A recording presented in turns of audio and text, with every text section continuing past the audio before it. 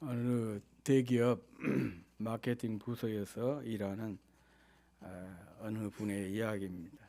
이분은 굉장히 신실한 성도였던 것 같습니다. 그런데 부서가 마케팅 부서라 보니까 팀워크를 조금 이렇게 활성화를 하고 또 팀워크가 잘 이루어져야 성과도 올릴 수가 있고, 그래서 그런 이유로 매주일 그 팀원들끼리 등산 모임을 하고 또 비공식적인 회의도 하고, 그러다 보니까 이분은 신앙생활과 충돌이 되잖아요.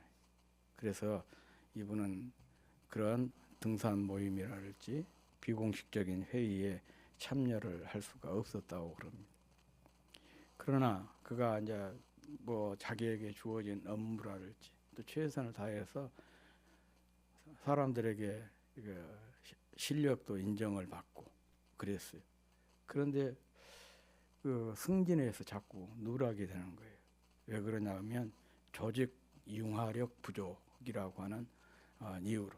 그러니까 주일날 등산까지 함께 참여하지 않고 또 주일날 비공식적으로 실시하는 회의에 자주 빠진 것이 그 이유라는 것이죠.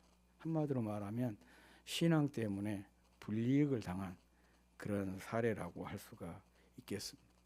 아마 여러분들도 이제 오랫동안 신앙생활을 하신 분들 중에 이런 신앙 때문에 불이익을 당한 그런 경우가 있지 않을까 싶습니다. 사실 이렇게 신앙 때문에 겪은 불이익은 당사자들에게는 큰 아픔이고 또 고통이 될 수가 있죠.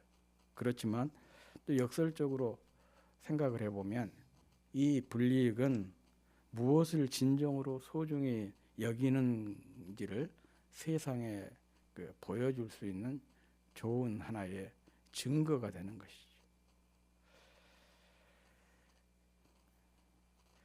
다니엘서 1장부터 6장 내용은 바벨론 시대 때에 유다에서 포로로 잡혀간 4명의 청년 얘기입니다. 어렸을 때 청년의 시대에 끌려갔던 사람들 얘기인데 다니엘과 그의 세 친구 얘기입니다. 그 세 친구가 바벨론 포로 시기에 겪었던 내용을 사건별로 소개를 하고 있는 게 다니엘서 1장에서 6장까지 내용입니다. 1장에서는 우상에게 바친 그 제물이라고 해서 왕이 제공하는 그 음식을 거부하고 채소만 먹는 그런 장면이 나오고, 3장에서는 풀무불에 던져 넣겠다는 그 위협에도 불구하고 왕의 금신상 앞에 절하지 않는 그런 사건을 다루고 있습니다. 그리고 6장에서는 왕 외에 어떤 신이나 사람에게 기도하는 것을 금하는 금령, 만약에 이것을 어긴 사람은 사자굴 속에 던져 넣겠다는 그런 위협에도 불구하고 이런 그 기도 생활을 지속해 나가다가 나가는 그런 장면이 내용이 다루어지고 있습니다. 오늘 본문은 바로 이 세 번째 사건의 연속인 이 얘기입니다.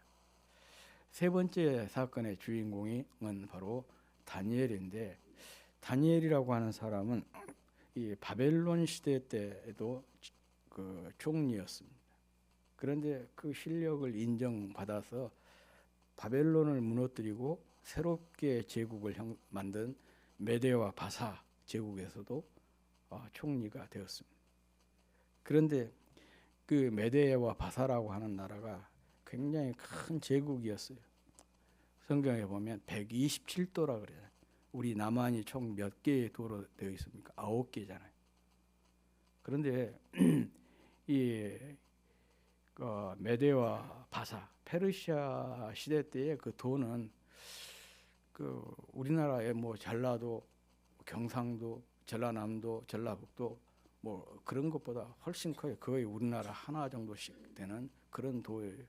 그러니까 우리나라 하나 정도씩 되는 나라가 120개 정도 됐다. 뭐 그렇게 생각을 해도 크게 틀리지 않을 정도로 큰 제국을 이었어요. 그러다 보니 그 제국 그 총리도 한 사람이 아니라 세 사람이었습니다. 다른 총리들이 다니엘을 제거하려고 그 음모를 꾀한 것입니다. 그 내용은 그것이었어요.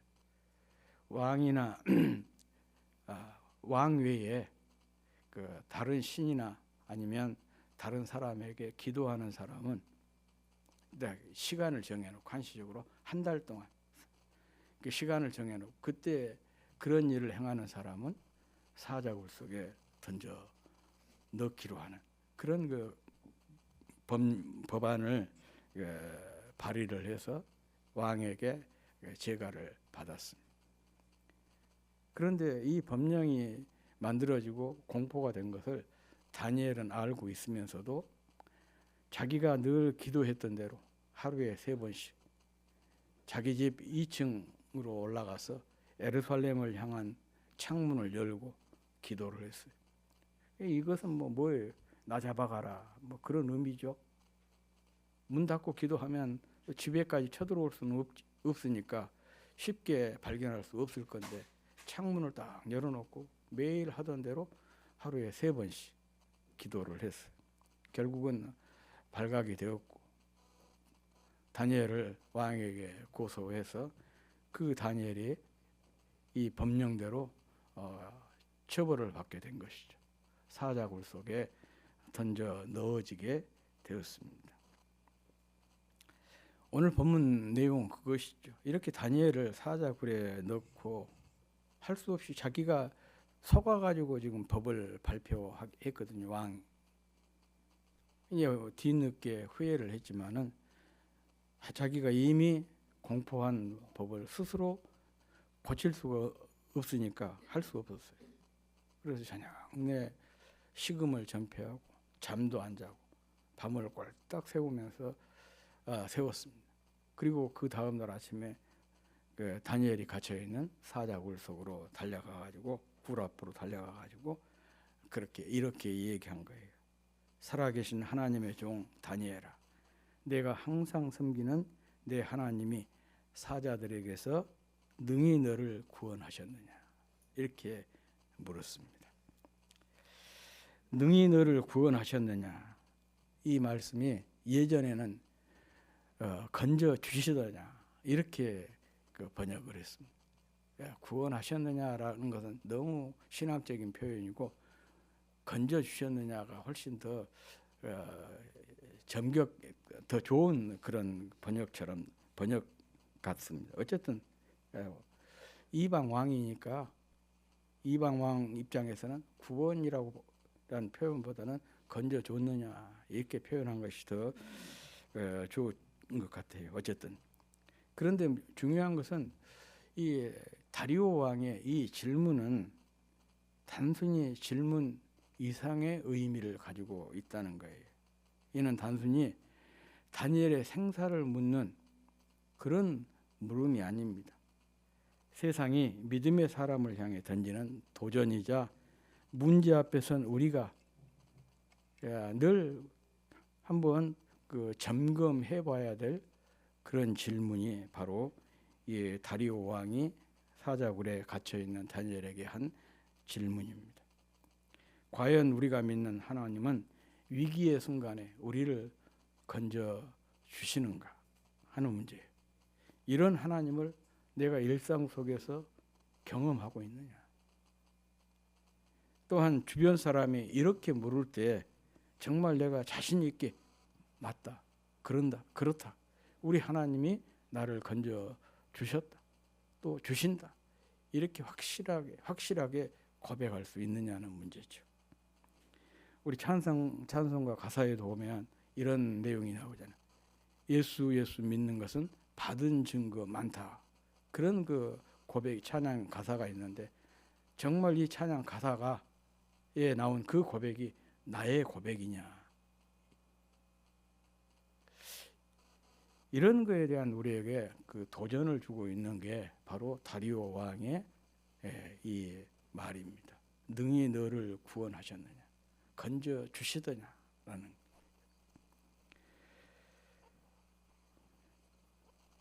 우리가 항상 섬기는 우리의 하나님은 우리를 능히 건져 주시는 분이시다. 이게 바로 우리의 신앙 고백이자 신앙생활의 중요한 명제예요.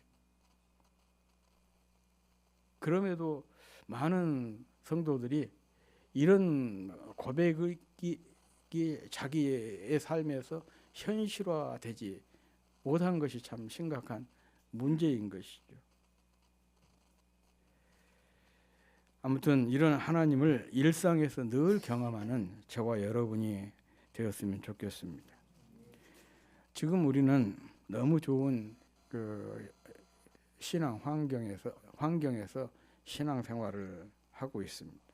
그렇기 때문에 다니엘과 그의 친구들처럼 풀무불에 혹은 사자굴에 그런 위협을 그 신앙 때문에 이런 위협을 당하지 않죠. 그래서 뭐 우리가 흔히 목숨 걸고 신앙생활하자 그렇게 얘기를 하지만 사실 이 표현이 굉장히 낯설게 느껴지기도 하죠.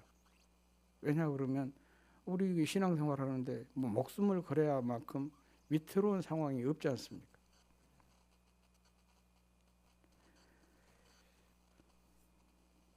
그래도 우리가 가만히 생각해 보면 다니엘이 직면했던 이런 사자굴, 우리를 힘들게 하는 사자굴이 여전히 우리 주변에 또 우리 안에 많이 있다는 것을 우리가 확인할 수가 있습니다.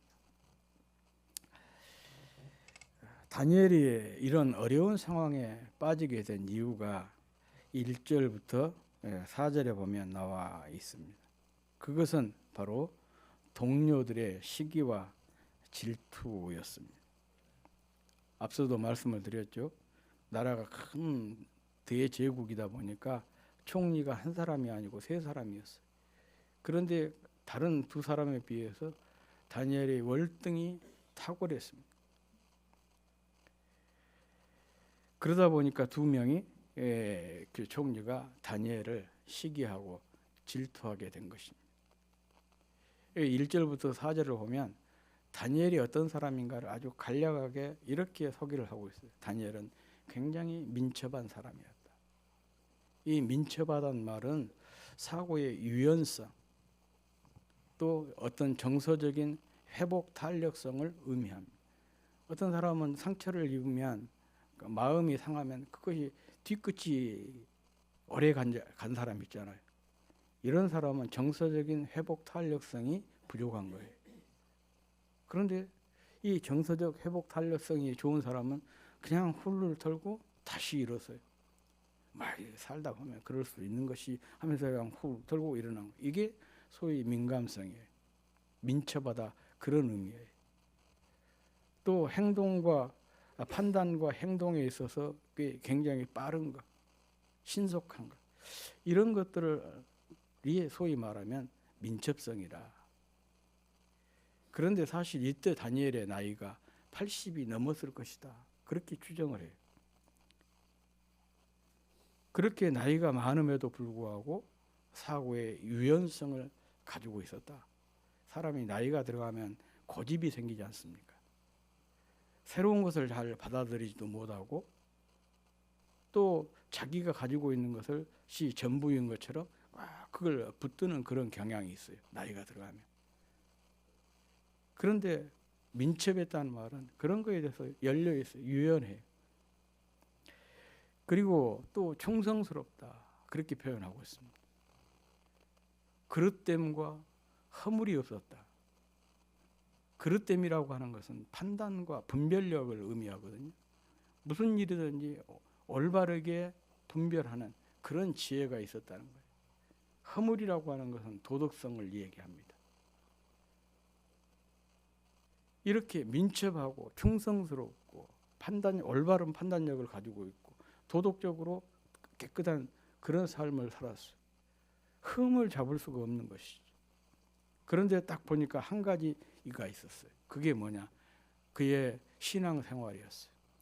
아무래도 유대인이니까 그들과 그 메대 바사 그 원주민들이 가지고 있는 신앙과 다를 수밖에 없었겠죠. 그래서 다니엘은 보니까 매일 예루살렘을 향해서 창문을 열고 아무리 직무가 분주해도 꼭 그 시간 지켜서 기도하는 그런 습관이 있었어요. 참 대단하죠. 우리는 바쁘다 보면은 놓치고 그러지 않습니까? 밥 시간은 놓칠 수 있어도 기도하는 시간은 놓치지 않는 게 보니까 유대인들의 습관이에요. 또 이슬람 교도들도 하루에 5번씩 기도를 하는데요.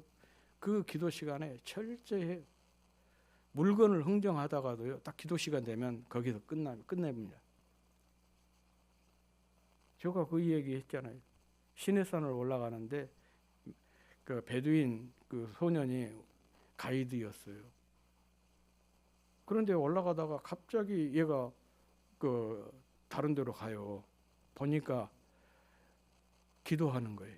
가이드를 하다가도 딱 기도 시간이 되니까 옆으로 나가서 딱 기도하고 또 와서 가이드를 한 거예요. 그렇게 철저한 사람들입니다. 그런 점은 정말 우리가 본받을 만하죠. 다니엘도 자기가 그런 습관을 가지고 있었어요. 이것이면 다니엘을 충분히 무너뜨릴 수 있겠다. 그렇게 생각한 것이죠. 그래서 왕을 부추겨 가지고 이런 법령을 만들게 된 거예요. 앞으로 한 달 동안 한시적으로 왕 외에 어떤 신이나 사람에게 기도하는 사람은 사자굴 속에 던져넣자. 왕 입장에서는 모든 사람들이 자기만 바라보게 한다.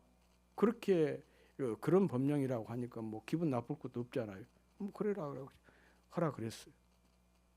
그런데 그 법령이 누구를 향하고 있다는 것 다니엘은 다 알고 있으면서도 자기가 전에 기도했던 그대로 하루에 3번씩 자기 집 위층으로 올라가서 창문까지 활짝 열어놓고 기도를 했습니다. 이렇게 해서 다니엘을 제거하려고 했던 그 동기가 뭐냐? 이 두 총리들의 다니엘에 대한 시기와 질투 때문에 그랬던 것입니다. 바로 이게 시기와 질투의 악마성입니다. 유대인의 민담에 이런 얘기가 있어요. 하루는 한 천사가 어떤 여인에게 찾아왔습니다. 이 여인에게 찾아와서 이렇게 얘기해요. 내가 너에게 축복하러 왔다. 무엇이든지 원하는 대로 구해라 하는 것이야. 여러분에게도 이런 행제가 한번 왔으면 좋겠죠. 무엇이든지 원하면 내가 들어주겠다. 근데 조건이 있다. 조건이 뭐냐? 네 친한 친구에게는 네가 구한 것 배로 주겠다 그랬어요. 내가 그 쌀 한 말 주세요 그러면은 그 친구에게 쌀 2말을 주겠다 그런 얘기예요. 딱 그 말을 듣는 순간 이 여인이 속이 그냥 확 상했어요. 갑자기 그냥 질투심이 막 마음에서 일어난 거예요. 그러면서 천사에게 딱 얘기한 거예요. 천사님 좋습니다. 제 눈을 하나 멀게 해주십시오. 그랬대요. 자기 눈 하나 멀면 어떻게 돼요? 자기 친구는 2눈 다 멀게 되는 것이죠.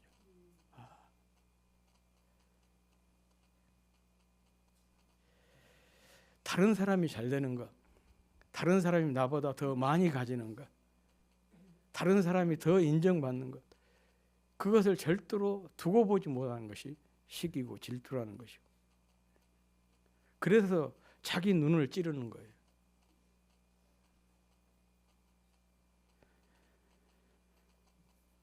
본문에도 바로 을 통해서도 이것을 우리가 확인해 볼 수가 있지 않습니까? 결국 이 두 대신들이 다니엘에 대한 시기와 질투 때문에 다니엘을 사자굴, 이런 말도 안 되는 법령을 만들어서 다니엘을 사자굴 속에 집어넣는데 결과적으로는 어떻게 됐습니까? 다니엘은 살아났고 그 두 사람, 심지어는 그 가족들까지 다 사로잡혀가지고 그 사자굴 속에 던져지게 되었는데, 이 사자들이 그들이 땅에 떨어지지도 않게 딱 받아가지고는 그대로 삼켰다는 얘기 아니겠습니까? 이것은 무슨 말이냐? 사자들이 다니엘을 잡아먹지 않은 것이 그들의 다른 이유가 아니고 하나님의 능력이라는 것을 보여준 것이잖아요. 이 사자들이 그렇게 배가 고파 있었는데도 다니엘에게는 입도 안 됐어요. 그런데 다니엘을 모함했던 사람, 그 가족들을 땅바닥에 떨어지지도 않게 딱 받아서 움켜쥐어 가지고 삼켜버렸다.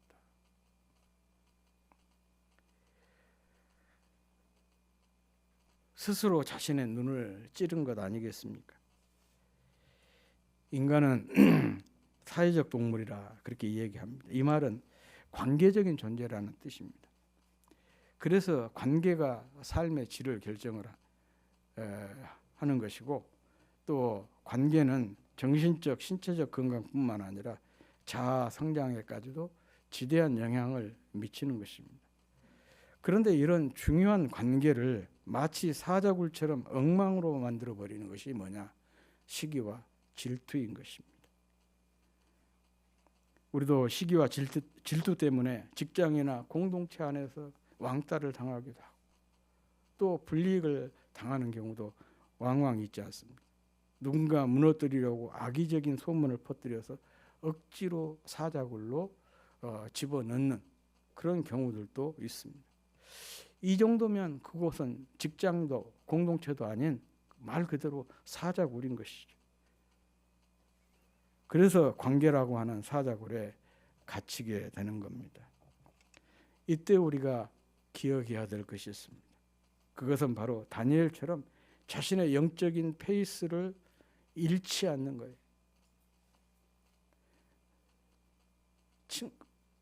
동료들이 시기 질투 때문에 다니엘을 이렇게 함정에 빠뜨리려고 올무를 만들어 놨지만은 그것을 알면서도 자신의 영적인 페이스, 그게 뭡니까? 하루에 3번씩 하나님께 기도하는 일, 그것을 멈추지 않았다는 거예요. 왜냐? 주권과 주도권과 결정권이 누구에게 있어요? 하나님께 있기 때문에 그렇습니다. 이게 바로 믿음인 거예요. 사람이 계획할지라도 그 걸음을 인도하시는 이가 누구라고 했어요? 하나님이라고 그랬잖아요. 그게 중요한 거예요. 이게 주도권과 결정권에 대한 얘기입니다. 내 삶의 주도권, 내 삶의 결정권을 누가 가지고 계시냐? 하나님이 가지고 계시죠. 그러니까 상황에 상관없이 어떤 상황 속에서도 우리가 영적인 페이스를 잃지 않는 것이 중요한 것이죠.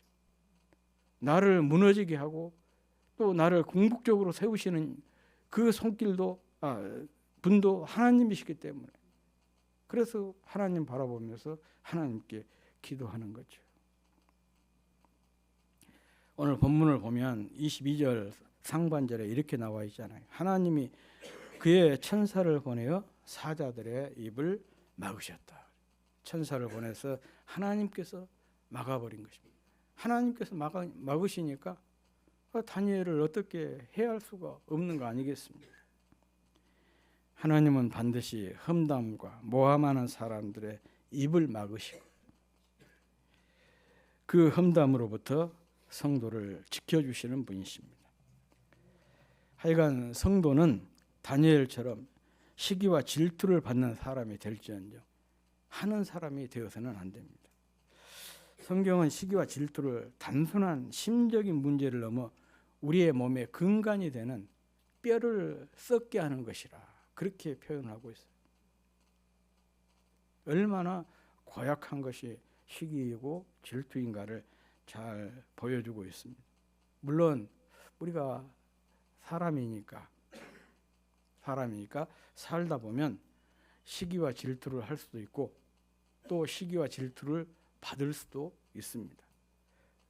그렇지만 적어도 우리 성도들은 어떤 단계를 까지 나가야 되냐?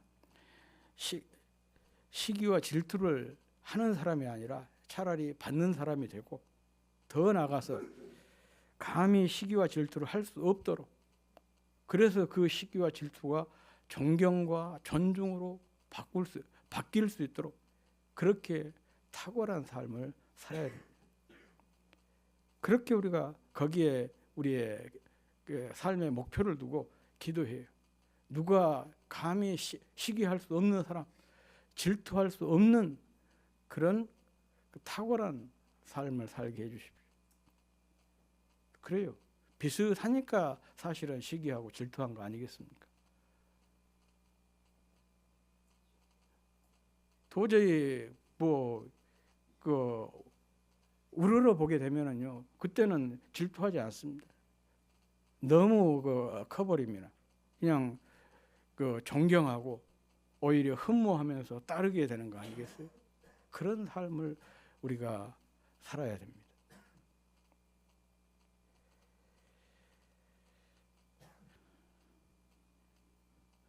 이런 시기와 질투 외에도 또 환경적으로도 우리를 위협하는 사자들이 참 많습니다. 갑작스러운 실직이라든지 사업의 부도라든지 감당하기 힘든 빚이라든지 바닥난 통장 잔고, 또 쉼없이 날아드는 카드의 명세서, 이런 것들도 우리 현대인들에게 매우 위협적인 사자라고 할 수가 있습니다. 스스로를 파괴하는 나쁜 습관도, 갑작스러운 사고나 중병의 진단도 인생의 모든 빛을 삼키는 사자와 같습니다. 이런 수많은 사자와 마주하고 살아가는 것이 우리 인생입니다. 겨우 하나를 벗어났다 싶어 한숨을 돌리고 나면 또 다른 사자가 더 입을 벌리고 있고, 이런 고단한 삶이 우리 인생이에요. 그러니 하나님의 도우심에 절실한 것이 또한 우리 인생 아니겠습니까? 이런 우리에게 다니엘의 고백은 참 위로가 되고, 우리도 살면서 이런 하나님을 경험하고 이런 고백을 드릴 수 있는 그런 삶이 되었으면 참 좋겠습니다. 오늘 20절 말씀입니다. 다 같이 한번 읽어보겠습니다. 시작.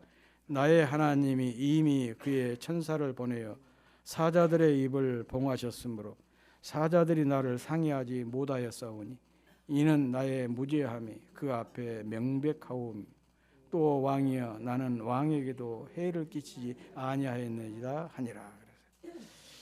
하나님께서 자신을 사자들로부터 입에서 지켜주셨다는 것과 또한 자신의 결백을 하나님이 증명해 주셨다는 그런 얘기입니다. 더 나아가서 이 고백은 내가 항상 섬기는 내 하나님이 능히 너를 구원하셨느냐, 너를 건져 주시더냐라고 하는 왕의 질문에 대한 대답이기도 한 것이죠. 예, 그렇습니다. 하나님이 나를 건져 주셨습니다. 하나님이 나를 지켜 주셨습니다. 하나님이 나를 능히 구원하셨습니다. 이런 고백인 것입니다. 하나님의 건져 주심은 2500년 전 메데 바사의 사자굴에만 박제된 사건이 아닙니다. 오늘 우리가 마주한 시기와 질투라는 사자를 비롯해서 불확실한 미래에 대한 불안이라는 사자, 경제적 위기라고 하는 사자, 상사의 질책이라고 하는 사자, 자녀 문제라고 하는 사자, 또 심각한 질병이라고 하는 이 수많은 사자들 앞에서도 하나님은 우리를 능히 지켜주시는 분이십니다. 다니엘이 사자굴에서 나올 수 있었던 비결은 그가 사자보다 크신 하나님을 바라보면서 자신의 영적인 페이스를 잃지 않았기 때문입니다. 오늘 우리의 일상 속 사자굴에서 우리가 능히 이런 하나님의 구원을 경험할 수 있기를 바랍니다. 그 비결이 바로 여기에 있습니다. 사자보다 더 크신 하나님, 그 하나님을 바라보면서 우리의 영적 페이스를 잃지 않는 것입니다. 우리도 이런 일상 속 사자굴 앞에서 이런 고백을 했으면 좋겠습니다. 하나님, 세상은 내 하나님이 너를 건져 주시더냐고 묻지만은 저는 지금 이 굴에서 저와 함께 하시는 하나님을 봅니다. 주님 저를 건져 주실 줄 믿습니다. 늘 우리가 이런 고백을 입에 달고 산다면 일상이 기적이 되고 또 기적이 상식이 되는 그런 삶을 살아낼 수 있으리라 믿습니다. 다니엘에게 사자굴은 죽는 곳이 아니었습니다. 살아계신 하나님을 만나는 거룩한 지성소였습니다.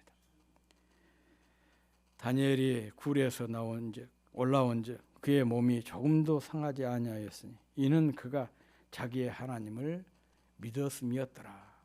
이런 하나님의 놀라운 은혜를 일상 속에서 늘 경험하고 또 우리도 다니엘처럼 이렇게 간증하면서 사는 저와 여러분이 될 수 있기를 주의 이름으로 축복합니다.